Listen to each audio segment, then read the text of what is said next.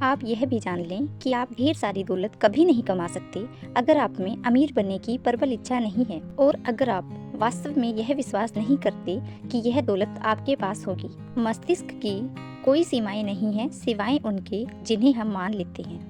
गरीबी और अमीरी दोनों ही विचार की संतानें हैं। नमस्कार साथियों, आरती 24 में आपका स्वागत है। इसी के साथ हम शुरू करते हैं आज की बुक समरी, जिसका नाम है think and grow rich. Napoleon Hill एक अमेरिकन ऑथर हैं। इन्हें सक्सेस पर लिखने वाले महान ऑथर में से एक माना जाता है। थिंक एंड ग्रो रिच में ऑथर अपने करियर को सफल बनाने पर लिखते हैं। यह बुक आपको अमीर बनने का रास्ता बताती है। 13 कदम जो अमीर बनने की दिशा में उठाने हैं, इन्हीं की बात इस किताब में की गई है। अमीर बनने से ऑथर का मतलब सिर्फ पैसे कमाने भर से नहीं है। यहाँ पर अमीर बनने का मतलब है आप जो भी काम करना चाहते हैं उसमें आपको सफलता मिलेगी। बुक की शुरुआत विचारों को लेकर होती है।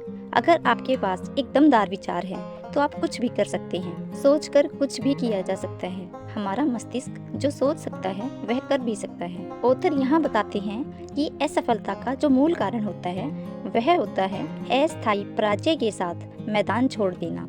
अगर आप डटे रहते हैं तो आपको सफलता जरूर मिलेगी। तो चलिए जानते हैं उन 13 स्टेप्स के बारे में जो ऑथर ने इस किताब में बताए हैं। Step number 1, to become rich, burning desire. सभी उपलब्धियों का शुरुआती कदम होता है सफल होने की इच्छा। यही हमारा पहला कदम है। यहाँ पर ऑथर कहते हैं कि इच्छा ही सब कुछ है। दौलत निश्चित रूप से आती है अगर उसे हासिल करने की इच्छा हो। ऐसी इच्छा जो हमारे दिलो दिमाग पर हावी हो जाए, फिर इसके पीछे लगन से जुटकर इसे हासिल किया जा सकता है। हमारी जो प्रबल इच्छा होती है वह मूर्त रूप लेने का रास्ता खोज लेती है। मस्तिष्क की कोई सीमा नहीं होती सिवाय उनके जिन्हें हम मान लेते हैं। Step number 2, to become rich, faith. आस्था जो हमारी इच्छा को हासिल करने का विश्वास देती है। सकारात्मक भावनाओं में जो सबसे सशक्त भाव होते हैं वह 3 तरीके के होते हैं: आस्था, प्रेम और वासना। आस्था का मतलब है कि हम बार बार अपने अवचेतन मन को निर्देशित करें अपनी इच्छा के प्रति,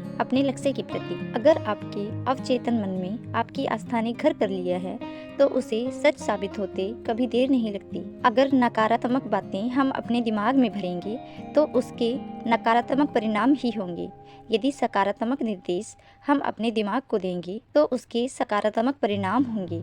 आपका जो भी लक्ष्य है उसे लिखें, उसे बार बार दोहराएं ताकि उसका एक स्पष्ट चित्र आपके दिमाग में बन जाए। Step number 3, to become rich, auto suggestion. आत्म सुझाव का मतलब है खुद के दिमाग को समझाना। आप जो भी लक्ष्य हासिल करना चाहते हैं उसे अपने सबकॉन्शियस माइंड यानी अवचेतन मन में डालें। इसके लिए यहाँ नेपोलियन हिल 3 सुझाव दे रहे हैं। पहला, अपने लक्ष्य को एक कागज पर लिखें। दूसरा, इसे 7 अलग अलग जगहों पर बैठकर दोहराएं। तीसरा, इस काम को सुबह और शाम दोनों समय पर करें। आपको यह भी ध्यान रखना होगा कि आप जो शब्द बोल रहे हैं वह भावपूर्ण होने चाहिए। बिना भावों के आपका अवचेतन मन उन बातों को कभी नहीं मानेगा। हर मुश्किल, हर असफलता, हर दुख में इसके बराबर या इससे भी बड़ा लाभ छुपा होता है। Step number 4, to become rich, specialised knowledge. विशेषज्ञ ज्ञान या व्यक्तिगत अनुभव। आपने जो भी लक्ष्य चुना है उसे हासिल करने का नॉलेज आपके पास होना चाहिए। अगर आप एक सॉफ्टवेयर डेवलपर बनना चाहते हैं लेकिन आपको कंप्यूटर या प्रोग्रामिंग लैंग्वेज नहीं आती तो आप उसे नहीं कर पाएंगे। यदि आपके पास उस चीज की स्पेशलाइज्ड नॉलेज नहीं है तो आप उस काम को नहीं कर पाएंगे। एक और रास्ता मास्टरमाइंड ग्रुप का है। अगर आप एक मास्टरमाइंड ग्रुप अपने पास रखते हैं यानी ऐसे लोगों का ग्रुप जो उस काम का मास्टरमाइंड हो, तब आप उस टीम के सहारे कुछ भी काम कर सकते हो, कुछ भी काम कर सकते हैं। इसका सबसे बेस्ट एग्जाम्पल है हेनरी फोर्ड, जिन्होंने अपनी टीम के चलते $1 बिलियन की वर्ल्ड फेम कंपनी बनाई। Step number 5, to become rich, imagination a brain workshop. अगर इंसान किसी चीज की कल्पना कर सकता है तो वह उसकी रचना भी कर सकता है। यहाँ पर ऑथर एक युवा की कल्पना शक्ति की बात बताते हैं जिसने विश्व प्रसिद्ध ब्रांड कोका कोला का फॉर्मूला बनाया था। उसके पास यह कल्पना नहीं थी यह सॉफ्ट ड्रिंक कभी इतना बड़ा ब्रांड हो सकता है। लेकिन जिस युवा को उसने यह फॉर्मूला बेचा, उस युवा के मन में था कि मैं इसे पूरी दुनिया में बेचूंगा। उसने यह कर भी दिखाया। Step number 6, to become rich, organised planning. आप जो भी चीज हासिल करना चाहते हैं उसकी आपको एक निश्चित योजना बनानी पड़ेगी। ऑथर यहाँ एक सजेशन भी देते हैं, अगर आपकी यह योजना असफल हो जाए तो आप डरे नहीं, लक्ष्य को निर्धारित करते हुए अपनी प्लानिंग चेंज करें और आगे बढ़ें। Step number 7, to become rich, the ability of decision making. निर्णय लेने की क्षमता का विकास करना, यानी टाल मटोल करने की आदत पर विजय पाना। ऑथर कहते हैं कि राय दुनिया की सबसे सस्ती वस्तु होती है, इसीलिए अपने निर्णय खुद लें। जो लोग निर्णय लेने की ताकत रखते हैं उन्हें पता होता है कि वह क्या करना चाहते हैं। निर्णय लेने की क्षमता कुछ लोगों में बचपन से ही शुरू हो जाती है, जिसे निर्णय लेने की क्षमता में बदलना जरूरी है। निर्णय लेने में आत्मविश्वास जरूरी होता है, जो बहुत कम लोगों में दिखाई पड़ता है। Step number 8, to become rich, the power of devotion. The power of devotion यानी लगन की शक्ति। लगन के पीछे कोई बड़ा अर्थ नहीं छिपा हुआ है, लेकिन यह गुण इंसान के लिए उतना ही महत्वपूर्ण है जितना कि स्टील बनाने के लिए कार्बन। आज अगर हम आधुनिक युग में टेक्नोलॉजी और इंडस्ट्री में सफल हुए लोगों पर नजर डालें तो हम देखेंगे कि उन सभी व्यक्तियों में एक कॉमन क्वालिटी होती है। उन सभी को अपने काम में लगन होती है। नेपोलियन हिल बताते हैं कि लगन विकसित करने के लिए आप 4 रास्ते अपना सकते हैं। पहला, निश्चित लक्ष्य, फिक्स्ड गोल। दूसरा, निश्चित योजना, अ गुड प्लानिंग। तीसरा, एक सकारात्मक दिमाग, अ पॉजिटिव माइंड। चौथा, एक या अधिक लोगों के साथ गठबंधन, अ वेरी डिटरमाइंड ग्रुप, जो हमेशा आपको प्रोत्साहित करे। यहाँ लेखक का मतलब है mastermind group. Step number 9, to become rich, improve self power, स्वयं की शक्ति को बढ़ाना। अगर आपके पास पावर है